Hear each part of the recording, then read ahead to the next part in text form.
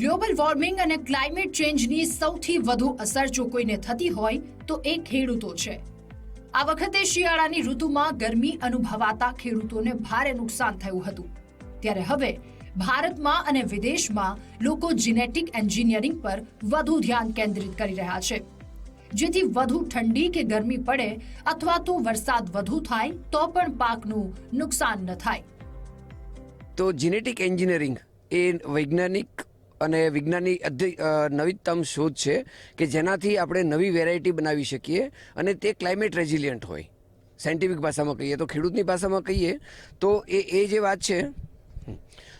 વાત છે એ એવું છે કે એમાં કેવું હોય કે ભાઈ કોઈ ટેમ્પરેચર સેન્સિટિવ વેરાયટી હોય પરંતુ તેમાં ઉત્પાદન આપવાની ક્ષમતા ઓછી હોય તો તે વેરાયટીમાંથી તે જે હીટ ટોલરન્ટ જીન હોય તે આઇસોલેટ કરી અને લેબોરેટરીમાં તે જીન કલ્ટિવેટેડ વેરાયટીમાં ઇન્સર્ટ કરવામાં આવે બાયોટેકનોલોજીકલ ટૂલ્સની મદદથી, તો તે વેરાયટી ક્લાઇમેટ રેઝિલિયન્ટ વેરાયટી બને અને વધતા તાપમાનમાં પણ એ વધુ ઉત્પાદન આપવાની ક્ષમતા ધરાવની તેનામાં કેપેસિટી આવી શકે। હાલ તો ગરમી અને ઠંડીમાં વાવણી કરી શકાય તેવી જાતો વિકસાવવા માટે સંશોધન કરી રહ્યા છે। ભવિષ્યમાં જીનેટિક એન્જિનિયરિંગ કૃષિ ક્ષેત્રમાં મોટું યોગદાન આપનાર વૈજ્ઞાનિક શોધ સાબિત કરી શકે છે।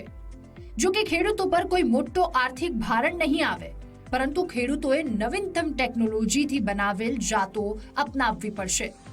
ઘણી વખતે એવું થાય છે કે 5-10% લઈને 60-70-80% ઇવન ઘણા ટાઈમે 100% પણ પાક ફેલ થવાના ચાન્સીસ હોય છે ક્લાઇમેટ ચેન્જના કારણે। તો એવામાં જેટલું ક્લાઇમેટ ચેન્જથી જે ઉત્પાદનનું નુકસાન થાય છે એ 100% બચાવી શકાય આ ટેકનોલોજીથી। એ સંશોધનના જે ખર્ચા છે એ સરકાર બેર કરે છે અને એન્ડ ઓફ ધ ટાઈમ અત્યારે આપણે જો ગુજરાતમાં વાત કરીએ, ભારત માટે વાત કરીએ તો ઘણા બધા પાકમાં ક્લાઇમેટ રેઝિલિયન્ટ વેરાયટી માટેનું આ જે નવું બજેટ આવ્યું છે એમાં ઘણી મોટી એમાઉન્ટ ફાળવેલી છે, એટલે ખેડૂતને આને કોઈ કોસ્ટ નથી આવવાની। જે વેરાયટી વાપરે છે એ જ એનું બિયારણનો જ ખર્ચો છે, પરંતુ આ વધુ ક્લાઇમેટ રેઝિલિયન્ટ વેરાયટી ફક્ત અપનાવવાની છે, ખેડૂતોએ સ્વીકારવાની છે। જીનેટિક એન્જિનિયરિંગ ખેડૂતો માટે એક વરદાન રૂપ કહી શકાય, ત્યારે ભવિષ્યમાં ખેડૂતોના પાક નિષ્ફળ થવાના પ્રશ્નોનું નિરાકરણ લાવવામાં આ ટેકનોલોજી મહત્વની શોધ સાબિત થશે।